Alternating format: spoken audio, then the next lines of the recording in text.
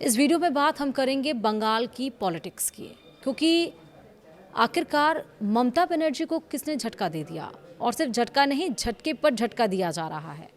और सीएम शुभेंदु सरकार को टीएमसी का भेदिया मिल गया है। जो भी राज दफन थे अब सब खुलने लगे हैं। पश्चिम बंगाल में इस समय सियासी उफान आया हुआ है। नमस्कार, आप देख रहे हैं न्यूज़ 18 का डिजिटल प्लेटफॉर्म। मैं हूं आपके साथ श्रुति श्रीवास्तव। तृणमूल कांग्रेस की वरिष्ठ सांसद और ममता बनर्जी की सबसे पुरानी सहेली डॉक्टर काकोली घोष दस्तीदार ने पार्टी के सभी पदों से इस्तीफा दे दिया है। काकोली घोष ने इस्तीफा देने के बाद ममता राज के जो राज खोले हैं उससे सीएम शुभेंदु अधिकारियों का रास्ता आसान बना दिया है। काकोली ने शिक्षक भर्ती घोटाले, जेल भ्रष्टाचार, महिला कार्यकर्ताओं से अभद्र व्यवहार और आरजी कर मेडिकल कॉलेज की घटना जैसे मुद्दों को लेकर ममता सरकार की पोल खोल दी है। जानिए बीजेपी को टीएमसी का बड़ा भेदिया मिलने के बाद क्या होने वाला है, विस्तार से समझते हैं। दरअसल पश्चिम बंगाल विधानसभा चुनाव में करारी शिकस्त झेलने के बाद ऑल इंडिया तृणमूल कांग्रेस यानी कि टीएमसी के भीतर का आंतरिक असंतोष और बगावत अब पूरी तरह से सड़कों पर आ गई है।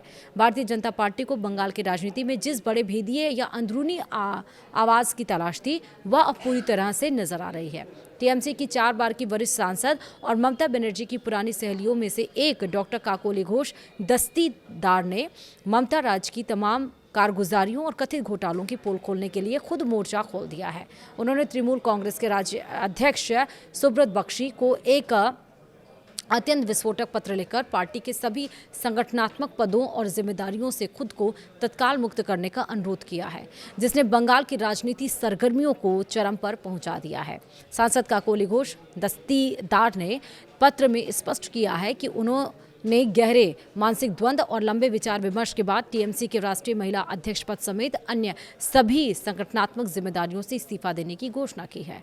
उनके इस इस्तीफे ने यह साफ कर दिया है कि पार्टी के भीतर का शीर्ष नेतृत्व अब ममता बनर्जी और अभिषेक बनर्जी की कार्यशैली से बुरी तरह टूट चुका है।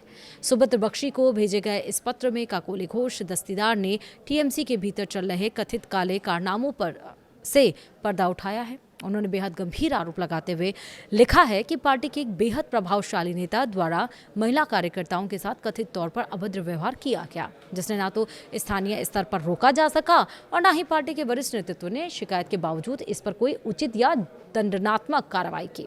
महिला सुरक्षा का दावा करने वाली पार्टी के भीतर का यह सच झकझोर देने वाला है।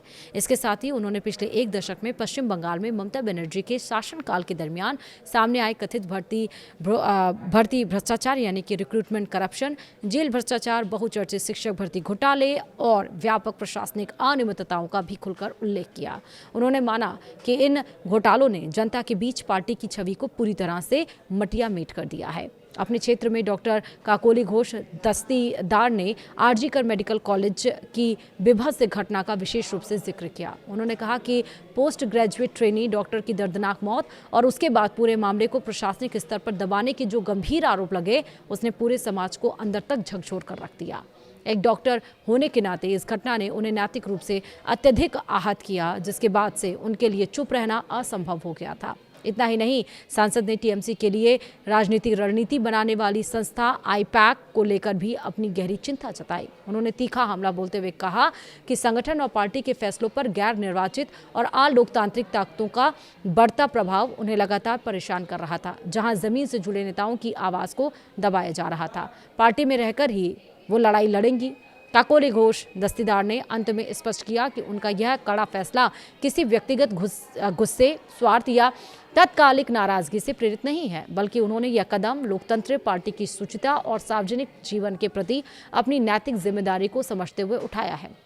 हालांकि रणनीतिक रूप से उन्होंने स्पष्ट किया है कि संगठनात्मक पद छोड़ने के बावजूद वह फिलहाल ऑल इंडिया तृणमूल कांग्रेस यानी कि एआईटीसी की प्राथमिक सदस्यता नहीं छोड़ रही हैं और बंगाल व वहां की जनता के हित में संसद के भीतर और बाहर एक सामान्य कार्यकर्ता के रूप में अपनी आवाज़ उठाती रहेंगी।